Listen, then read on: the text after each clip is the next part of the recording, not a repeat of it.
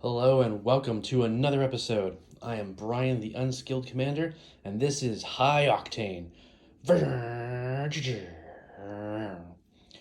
where we take my decks and try and figure out just how fast they can get to the point where they will win a game flat out with a stacked opening hand and stacked next like 10 cards or so, meaning I hand pick them. This is what I feel is the absolute best setup card-wise that this deck can have to get the win as fast as possible. Today's episode is going to be around one of my absolute favorites, Go Shintai of Life's Origin, my Shrines enchantment deck. If you've watched any of the Unskilled Commander episodes, you've seen this one actually go off a couple times, so it's done some pretty cool stuff. But I wanted to see just how fast it could do that. Go Shintai is a 3/4. I can pay 5 mana and tap him to return a target enchantment card from my graveyard to the battlefield. But more importantly for this setup, whenever Go Shintai or another non-token shrine enters the battlefield under your control, you create a 1/1 colorless shrine enchantment creature token. Now, once again, with High Octane, we are going to assume no interactions from our opponents, and we are assuming a 4-player game. So it's going to be a relatively normal, setup. No board wipes, no counter spells. We don't have to worry about that stuff. Just because this is a perfect storm of cards, interactions, and whatever. So it's just never going to happen in real life. You'll never have this kind of setup where you get these cards just this right and have a setup where your opponents don't blow up your stuff or counter your spells or whatever. But it's wishful thinking, and it's a nice thought experiment to see how fast the decks can go. Now, I gotta admit, I've been going over this one a couple times. This is a confusing one, so please bear with me. I'm probably gonna make a mistake in this, but hopefully not. So let's go ahead and check out our optimal opening hand, at least as far as I can figure it out for this deck. And let's hit the ground running. Turn 1, we're gonna draw for turn. We're gonna play a forest, tapping it for a soul ring. We're gonna tap that soul ring for an arcane signet. And we're going to tap that arcane signet for Utopia Sprawl. It's an enchantment aura. Enchant a forest only. When it enters the battlefield, choose a color. Whenever you tap the enchanted forest for mana, its controller adds an additional 1 mana of the chosen color. So we're going to enchant this forest, obviously. And we're going to declare white. So from now on, whenever I tap this forest, it's going to produce 1 green mana and 1 white mana. Now that's as far as we can go. I think that's a really, really good, impressive first turn. We'll pass. Goes around the table. Nothing, land. Back to us. Cool. We untap. We draw for turn. Now we are going to tap this forest for green and white so that we can play Sithis Harvest Sand. It's a 1/2 creature. Whenever you cast an enchantment spell, you gain 1 life and you draw a card. And she herself is a legendary enchantment creature. So we play that. We then we play a land for turn, our swamp. We're going to tap a soul ring, tap the swamp, and arcane signet for 4 mana to play Thran Dynamo. We will then tap Thran Dynamo to play Savai Crystal. It's a 3-drop artifact that can tap for a red, white, or black.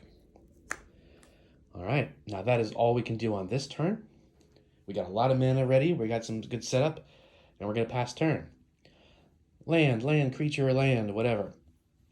Comes back around to us. We are going to draw our card for turn. Well, untap first, of course. Know your orders, people. Then we will play a mountain for turn that we had before. We will then tap this for green and white and soul ring for 2 more, making 4 total mana to play Go Shintai.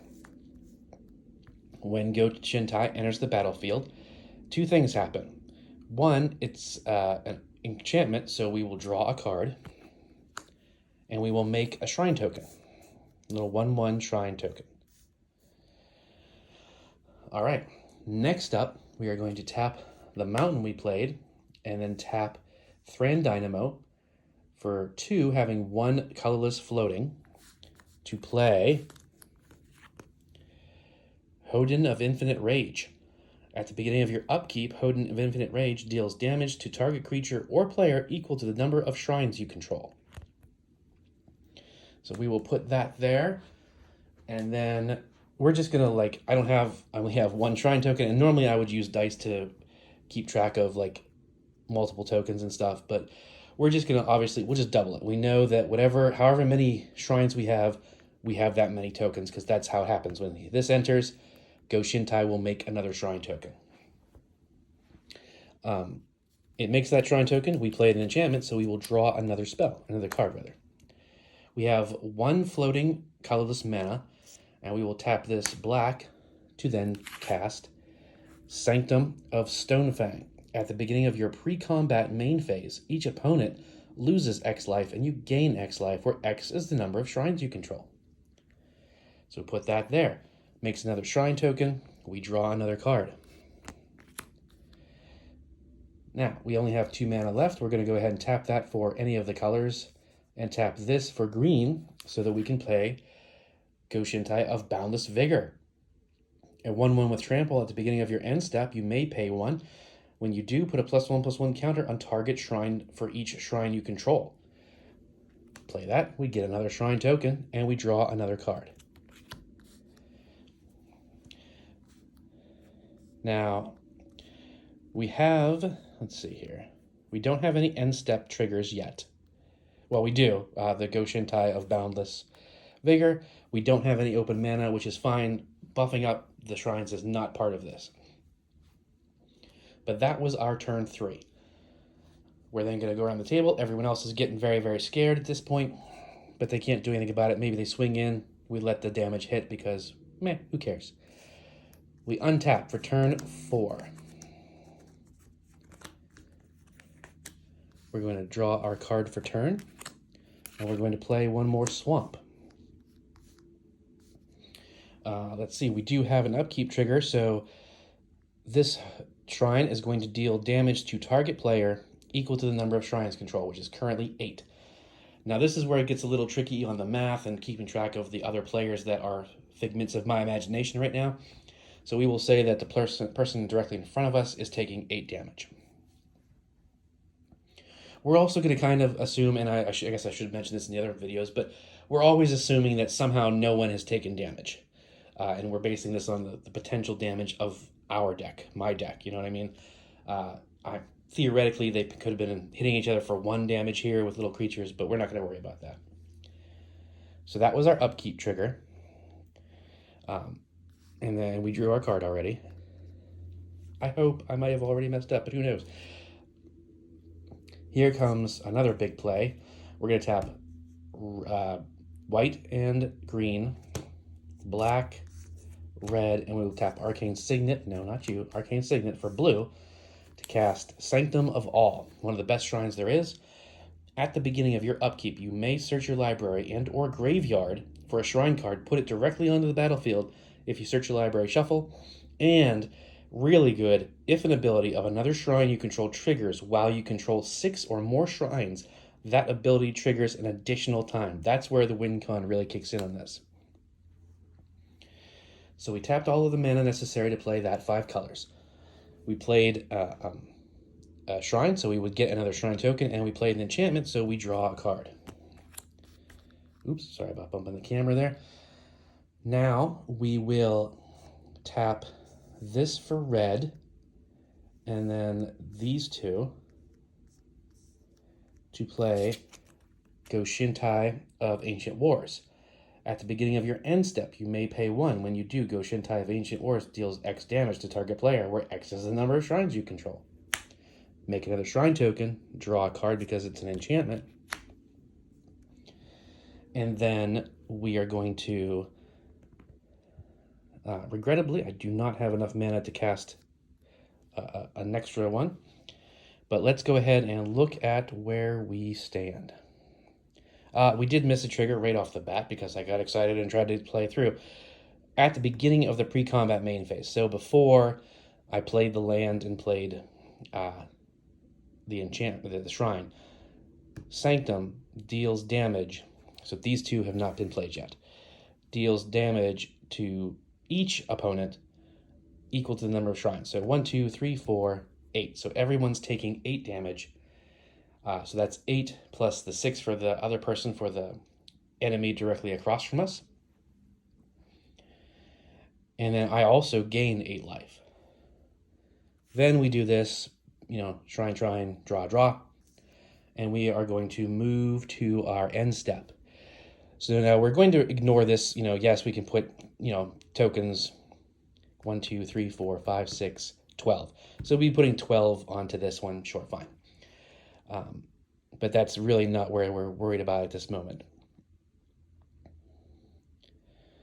And that's an upkeep trigger, so this is the only end step. We tap this for 1 mana. When you do, Go Shintai deals X damage to target player, or in Planeswalker, where X is the number of shrines I control. Now, as I said, we now control 12 shrines. At this point, I believe I would send that to someone else, like send that 12 to the person directly next to us. So now this person next to us has taken 8 and 12, so they've taken 20 damage. The person directly ahead of us has taken 14 damage, and the person to our diagonal has only taken 8 damage. Still quite a hefty sum of damage coming in.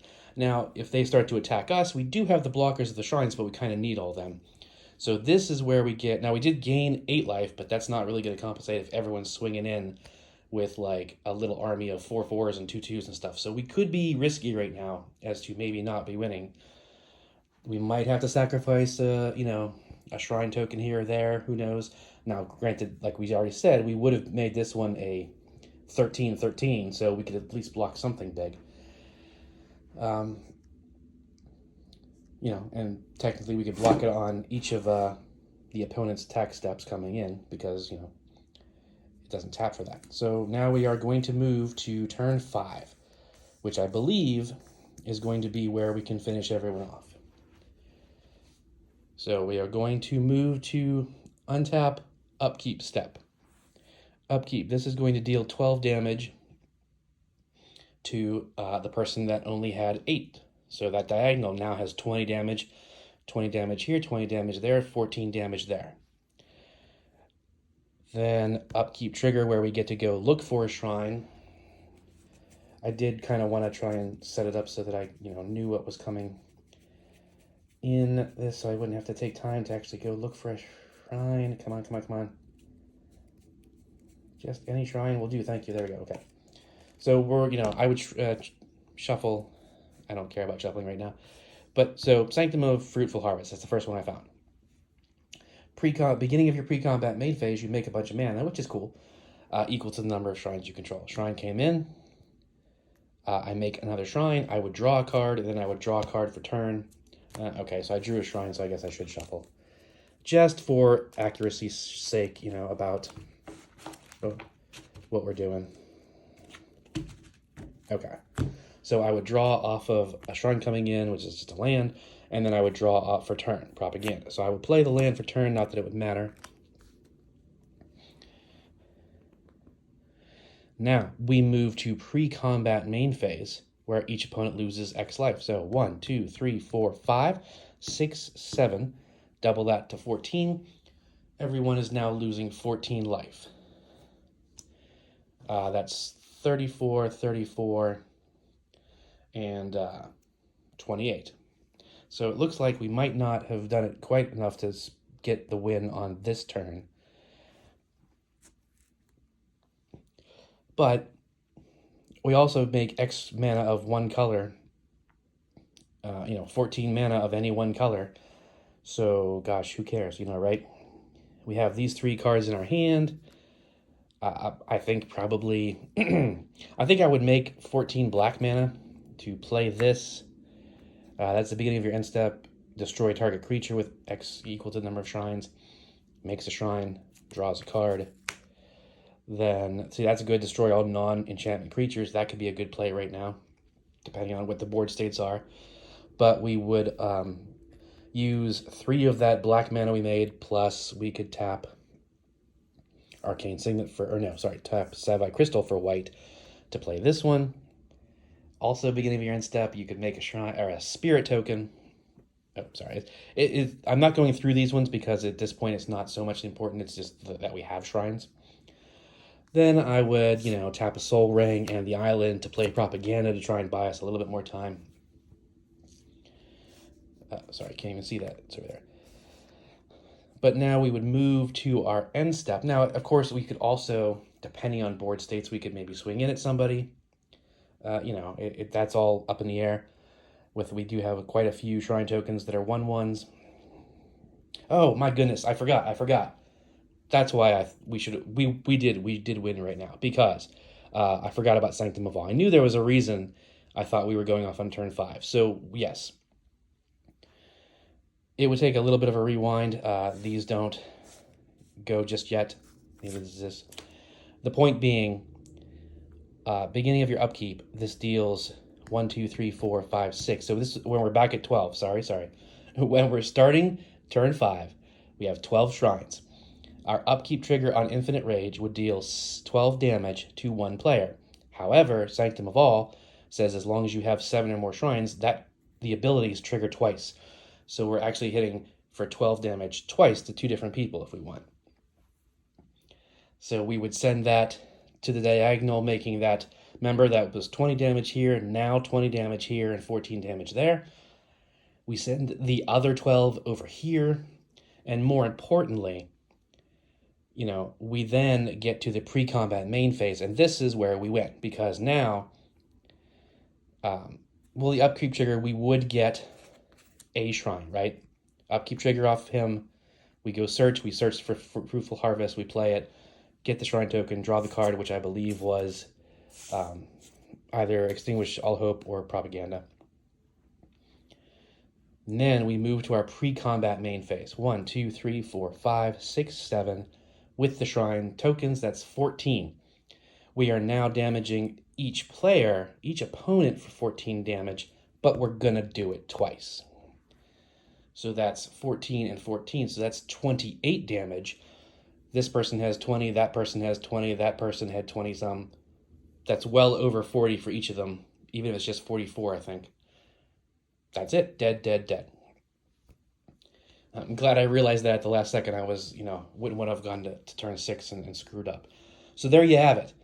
The best I think Go Shintai can do is a turn 5 win.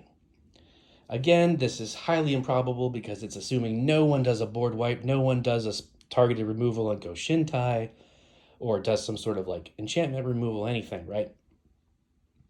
And it's assuming that they're not doing big plays and swinging in for me with huge damage or whatever.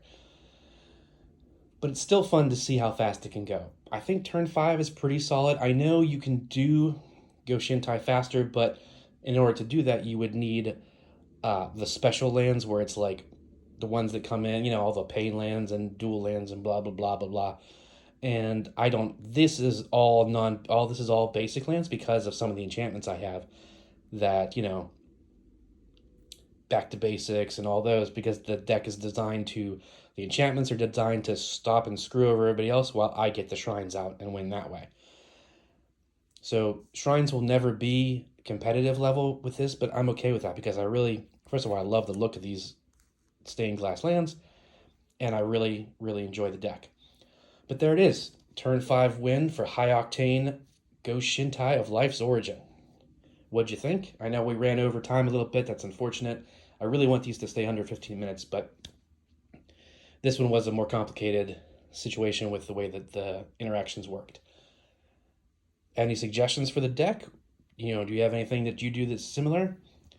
I hope you enjoyed it. I hope you check out some of my other videos, maybe subscribe, maybe like some things.